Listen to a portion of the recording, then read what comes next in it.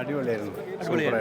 ഈ ഒരു ഇത്രയും വലിയ ക്രൗഡ് കാര്യങ്ങളൊക്കെ ആയിട്ട് സന്തോഷമായില്ലേ? വളരെ പ്രവാസി ജീവിതത്തിൽ നമുക്ക് കിട്ടുന്നൊരു പിന്നെ ഒരുപാട് ആൾക്കാരെ കാണാനും പരിചയം പുതുക്കാനൊക്കെ പറ്റിയതിൽ വളരെയധികം സന്തോഷമുണ്ട്. എങ്ങനെയുണ്ട് നമ്മുടെ ഒരു ഇന്ത്യൻ ഭരണം ഇപ്പം എങ്ങനെ പോകുന്നുണ്ട്? ഇപ്പോഴത്തെ ഒരു എങ്ങനെ നോക്കി കാണുന്നു? അത് പറയുകയാണെങ്കിൽ വളരെ മോശമാണ്. അത് കൂടുതലൊന്നും പറയാനില്ലല്ലോ. അപ്പം അതിനിപ്പോൾ എന്താ നമുക്ക് ചെയ്യാൻ പറ്റുക? നമുക്ക് ചെയ്യാൻ പറ്റുക വേറെ ഭരണമാറ്റം വേണം. ഇപ്പോൾ പാർലമെന്റ് ഇലക്ഷൻ വരുമല്ലേ? നമ്മളെ ഈ ആൾക്കാർ ഇത്രയും കണ്ട ഈ ക്രൗഡ് തന്നെ ഒന്ന് ആഞ്ഞു പിടിച്ചാൽ തന്നെ വളരെ ഉഷാറായിട്ട് പരിപാടി കഴിയും. 10,000-ായിരത്തിലധികം ആളുകൾ ഇവിടെ പങ്കെടുത്തു അല്ലേ? അവരൊക്കെ വിചാരിച്ചാൽ തന്നെ നമുക്ക് മാറ്റം വരുത്താൻ സാധിക്കും. കാരണം ഓരോ പ്രവാസിയും ഒരുപാട് ആൾക്കാരുടെ പ്രതിനിധിയായിട്ടാണ് ഇവിടെ വന്നിരിക്കുന്നത് അല്ലേ? ഒരുപാട് കൂട്ടുകുടുംബങ്ങളുടെ. ഇതിപ്പോൾ നമ്മൾ ഓരോ ജില്ലകളിലല്ല, പല ജില്ലകളിലുള്ള ആൾക്കാരാണ്.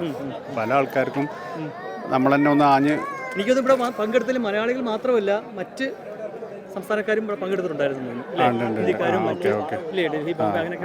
ഒരുപാട് ആൾക്കാർ ഇവിടെ നമ്മളൊരു കേരളത്തിൽ മാത്രം നമ്മൾ വിചാരിച്ചിട്ട് കാര്യമില്ല. മറ്റ് സംസ്ഥാനങ്ങളിലാണ് നമുക്കില്ല ഇത് വേണ്ടത്. അതിനുവേണ്ടി പരിശ്രമിക്കും ഉറപ്പായിട്ടും. Okay, thank you. സംസാരിക്കുക പ്രതിപക്ഷ ആയിക്കോട്ടെ. LDF എന്തായാലും പറഞ്ഞു വരുത്തില്ലല്ലോ. നമസ്കാരം. എങ്ങനെയുണ്ടായിരുന്നു? വളരെ ഗംഭീരമായിരുന്നു. പ്രതീക്ഷയിലും ഒരുപാട് ആൾക്കാർ കൂടുതലുള്ളതായിട്ട് തോന്നി. ഇന്നൊരു ഗുഡ് ഫ്രൈഡേ ആയിരുന്നു. ഇത്ര ആൾക്കാർ വരില്ല എന്നുള്ളൊരു ഇതുണ്ടായിരുന്നു, പറഞ്ഞു കേട്ടിരുന്നു. 2000-ന് മുകളിലുണ്ടായിരുന്നു ആൾക്കാർ. അതും നല്ല ഗംഭീരമായി അറേഞ്ച് ചെയ്തു. ഫുഡും കാര്യങ്ങളെല്ലാം നല്ല അടിപൊളിയായിരുന്നു. എങ്ങനെയുണ്ട് നമ്മുടെ ഇന്ത്യൻ ഭരണം? ഇപ്പോൾ എങ്ങനെയുണ്ട്? വളരെ മോശമാണ്. ഇപ്പം അവരെന്നാന്ന് പറഞ്ഞു കഴിഞ്ഞാൽ അവർ മറ്റുള്ള പാർട്ടികളെ ബ്ലോക്ക് ചെയ്തുകൊണ്ട് അവർ ഭരണം കോൺഗ്രസ് ഭരിച്ചിരുന്ന കാലത്ത് ഇതുപോലെ ചെയ്തിരുന്നെങ്കിൽ ഒരിക്കലും കോൺഗ്രസിൻ്റെ കയ്യിൽ നിന്ന് ഭരണം പോകത്തില്ലായിരുന്നു. കോൺഗ്രസ് അങ്ങനെ ചെയ്തില്ല. അവർക്ക് അവസരം കിട്ടിയപ്പം അവരത് പരമാവധി യൂട്ടിലൈസ് ചെയ്യുന്നു. അധികാര സ്ഥാനങ്ങളിൽ അവരുടെ ആൾക്കാരെ കൊണ്ടിരുത്തി അവർക്ക് തോന്നിയ പോലെ ഭരിക്കുന്നു. നമ്മളിപ്പോൾ അത് സഹിക്കുക. അത് അതിൽ ഭരണമാറ്റം വരിക എന്നുള്ളതേ ഉള്ളൂ. അതിന് നമ്മുടെ ആൾക്കാർ അറിഞ്ഞ് അതിനു വേണ്ടി പ്രവർത്തിക്കുക. അല്ലാതെ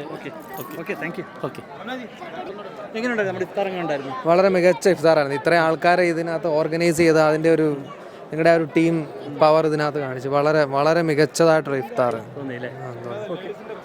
എങ്ങനെയുണ്ട് നമ്മുടെ ഒരു പുതിയൊരു ഭരണം? അതായത് ഇലക്ഷനൊക്കെ വരാൻ പോയില്ലേ? ഇന്ത്യയുടെ ഭരണത്തെ ഇപ്പം എങ്ങനെ നോക്കിക്കാണുന്നത്?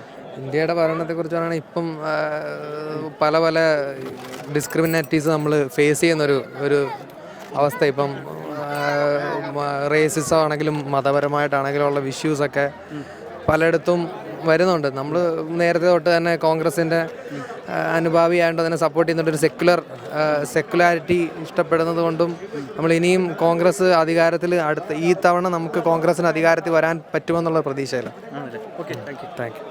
നമ്മുടെ ഭാഗത്തുനിന്നുള്ള ശ്രമങ്ങളുണ്ടാവും. തീർച്ചയായിട്ടും നാട്ടിൽ പോയി വിളിച്ച് എല്ലാവരും പറയണം. ഇൻഷാ അല്ലാഹ്.